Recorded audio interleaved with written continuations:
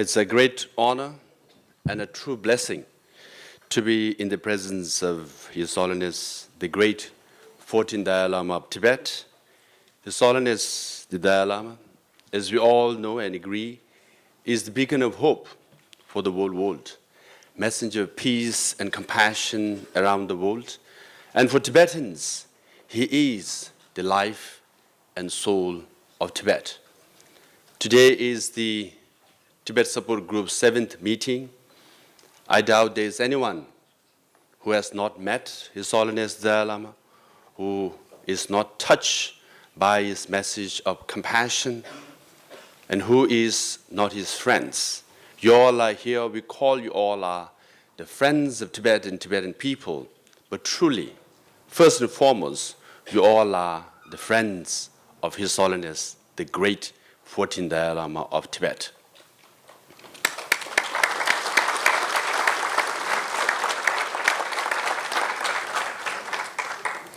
And I would also like to thank the rector of St. Louis University for letting us use the auditorium and the facilities for next few days. Thomas Mann for being always there at the European Union for Tibet and Tibetan cause.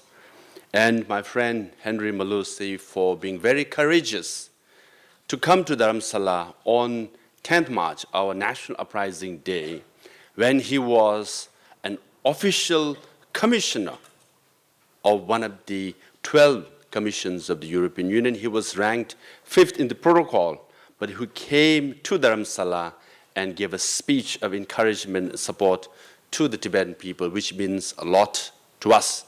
And after that, obviously, he received some calls from, as we know, the embassy and high-ups, but he stood up for Tibet and Tibetan people. And I would also like to thank Christian Dan Preda for your kind support and for being a human rights supporter who believed in it, and your voice for Tibetan people at this critical age, at this critical time, is extremely important and highly appreciated. I'm sure after me, Jean Purmans and others will speak, and I would like to thank all of them on behalf of Central Tibetan Administration. I can clearly see the 7th Tibet Support Group meeting has gathered our old and new friends, some gray hair and some dark hair. I hope this will be a gathering of elders with wisdom and the youngs with enthusiasm. And nonetheless, both the elders and the younger generation with determination, solidarity, and support for the Tibetan people. Combining wisdom and enthusiasm will, I'm sure, energize this 3 days meeting. And through these 3 days meeting, we will have great ideas, great events in the next few years to come, so that we will have a success story in few years to come. Tibetans are a bit superstitious, and 7th is considered a lucky number by many around the world. I hope the 7th lucky TSG meetings, recommendations and the resolutions will be fully implemented so that Tibet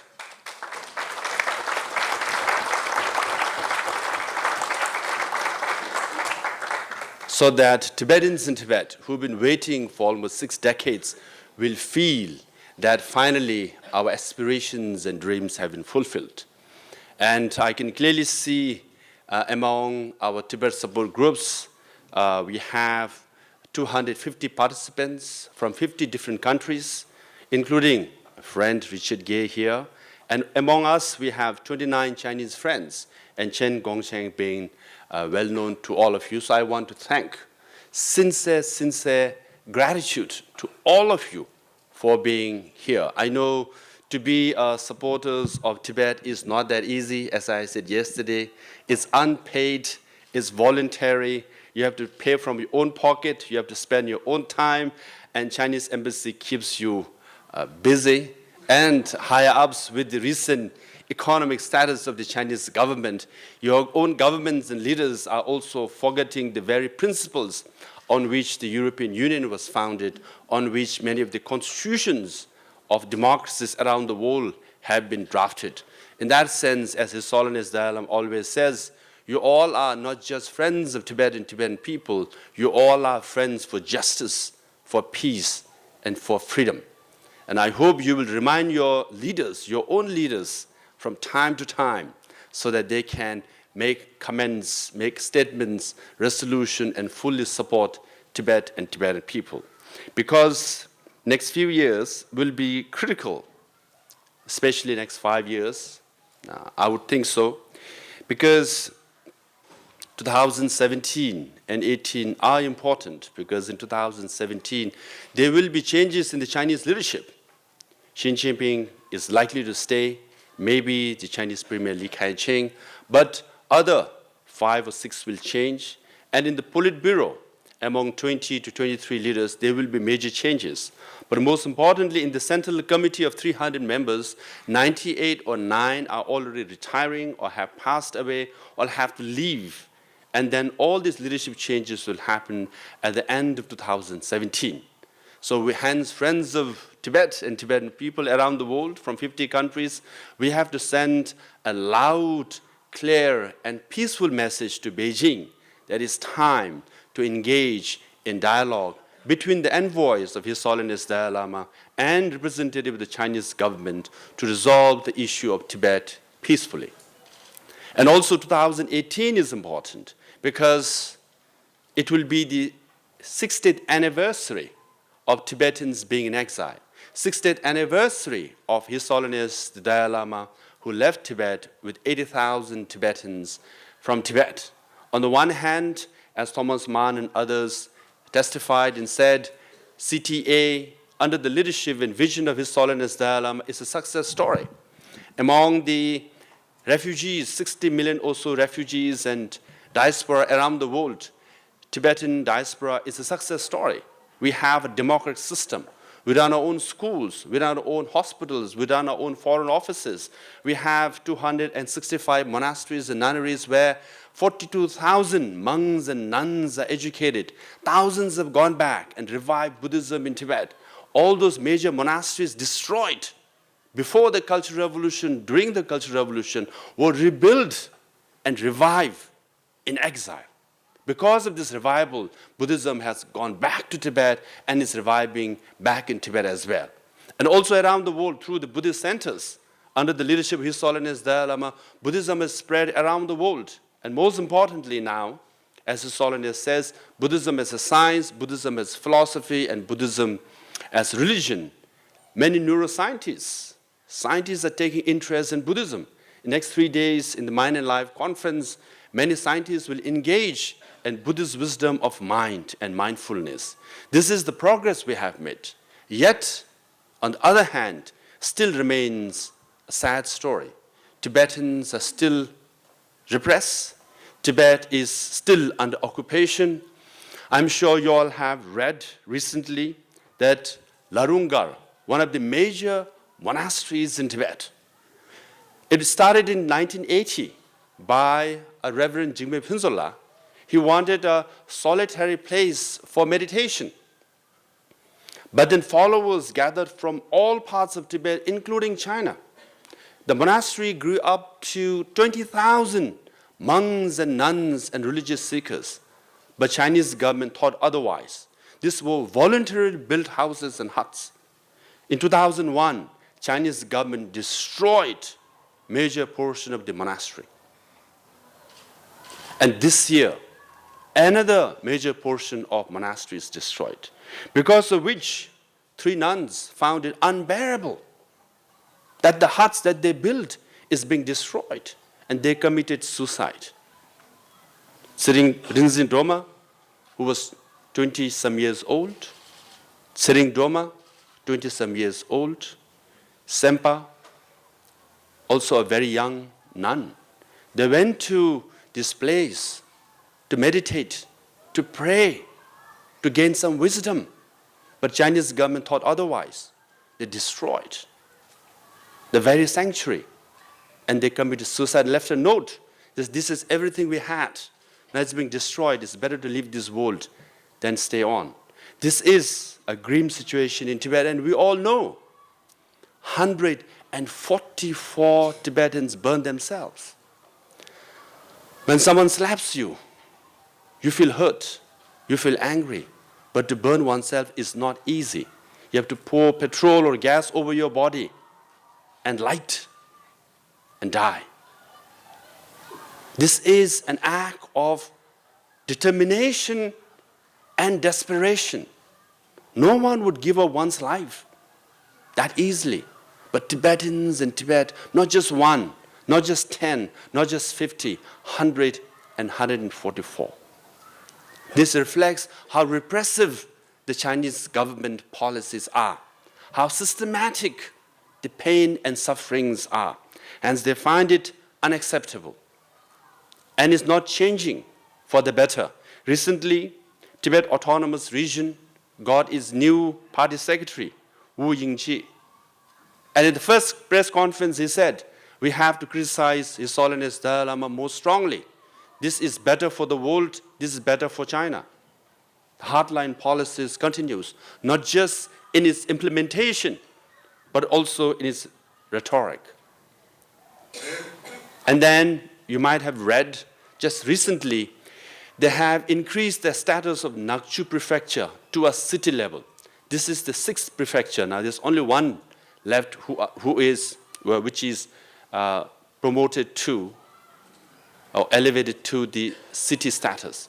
Now from development point of view, you might think that when a prefecture is upgraded to a city, it is a good thing. But for Tibetans, it is not. It is more urbanization, meaning they lift the restrictions imposed, and then this allows Chinese migrants to come in thousands. We read that through the train only and buses, every day 2,000 to 3,000 Chinese come to Tibet to do business, to settle. The Chinese government idea, their strategy is to make Tibetans minority in their own region, Tibet into China. Hence there is political repression. Tibet is under occupation. Cultural assimilation is going on. Religious freedom is denied. Environmental destruction is taking place. Social discrimination is taking place. Because of all this, we have to galvanize ourselves, energize ourselves. Elders with wisdom and young THG participants with enthusiasm, so that we have to send a powerful message to Beijing that injustice will not be tolerated. Tibetans deserve our own freedom. And then Chinese have also introduced this grid system, meaning every Tibetan has to carry a 2nd generation biometric chips ID card. And the nomads from Amdo travels to Lhasa. There's a checkpost. You have to swipe the ID and they will know which nomadic village you are from. And over time, they'll track your movement. If a nomad travels 3 or 4 different places in a year, once they swipe it, they know your movement. This grid system is imposed, which means the repression is becoming systematic. Everyone is followed, everyone is tracked, everyone is accounted for under the Beijing Chinese system. And also they have introduced this neighborhood watch system. Before, the whole neighborhood of 100 to 200 people will have one person who take care of or who represent the Communist Party system. Now it's divided into 5 family units. And each of the 5 family units have to rotate to be the chief. And the policy is give access, take security. Meaning you have access to facilities if you abide by the security of the system. Meaning every neighbor has to be careful because the next door is the potential spy of the Chinese government. And this grid system is making it extremely difficult. Hence, given this reality in Tibet, a grim reality in Tibet, every 3 years, and this is being the 7th, we meet together so that we share ideas, we brainstorm, we strategize, and come out with a plan how to make middle way policy a success. Middle way policy is the right policy, envisioned by His Holiness Dalai Lama, unanimously adopted by the Tibetan Parliament, and we have our honorable speaker in this chamber as well. And we have to make it happened that the envoys of His Holiness Dalai Lama talked to the Chinese government representative, and we find a peaceful solution for the Tibetan people.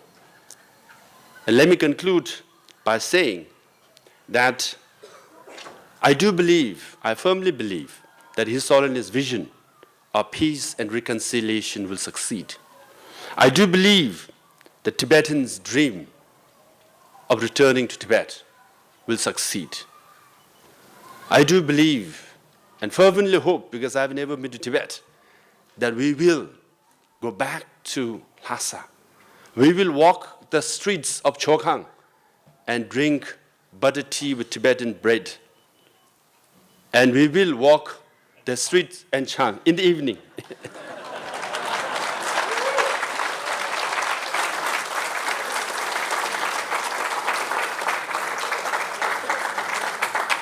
And we will walk the streets of Rinpoche Temple, where we'll have lunch, momo, Tibetan favorite, momo and shaphale. And we will walk in front of Potala Palace, where we all will dance the gorshe, the round circular dance, and look at Potala Palace, and then see and witness His Holiness the Dalai Lama giving a Kala Chakra in the big ground in front of Potala Palace.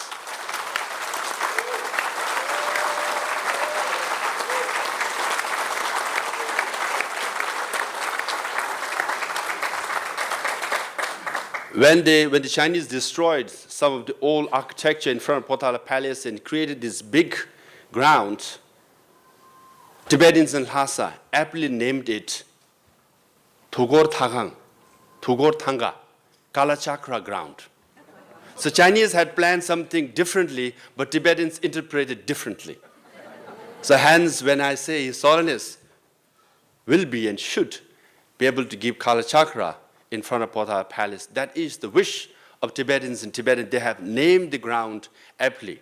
So I hope that day will come and we all will walk to Nubalinka and enjoy the beautiful garden, the flowers of Nubalinka Palace. I think millions of nomads will come from all three regions of Tibet to Lhasa, and we'll have a big celebration. And when that day comes, which will come, I think hundreds and thousands of elder Tibetans who have left us, 144 self-immolators, 3 nuns who committed suicide, will look down from heaven and say, good job. And all our THC supporters who have left us also, they will also say, job well done. And we all have to work hard to make that day happen, because I do believe it will happen. And 7th lucky THC meet will make it happen, because this is Europe. This is the land where Berlin Wall came down. And you are the veterans of Berlin Wall. And in this day and age where nationalism is on the rise, extremism is on the rise, we have to make it happen. The His Holiness message and the message of peace. That's, we have to give boost to internationalism and liberalism so that Berlin Wall came down in Europe, we will make wall in Tibet also come down. With that hope and prayer, I do believe that nonviolence will prevail over violence.